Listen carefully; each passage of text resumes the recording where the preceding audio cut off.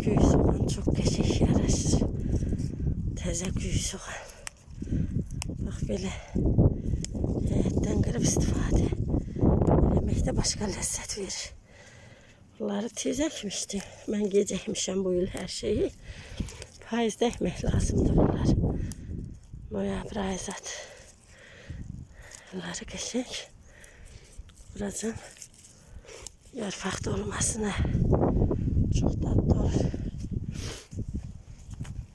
Bir iki tane de teze sarımsak yarfağı vuracağım.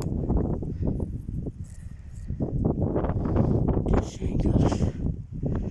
Tam sarımsaklarım uzanmıyor. Geceymişim. Ama maşallah dağ keçmişim zaten çoktu. Sarımsakların kanadından teze sarımsak çok lezzetli olur. Yarpaq dolmasında. Şu kar yağır. Sulu kar da yağır. Üstünü döktürmüşüm ben. Şu ütlerim neyse bir zayıf çıktı.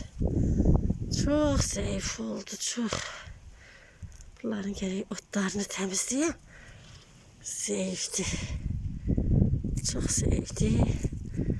Mecbur alınma şu yütten atacağım. Aldırmışım ama istemiyorum vallahi. Adam eğlen, pazarda da görürüm. Necə soyluyurlar. Gidip ayak yolundan doldurup getirip suluyurlar, göyərtdilər. Buradan iğrəndirmək istəmirəm heç kimi. Yaxşıca yuyun göyərt alanda. Pazarda. Ona göre özümüz balaca bir qabda da əkmək daha sərfəlidir. Özümüzdə olsun her şey.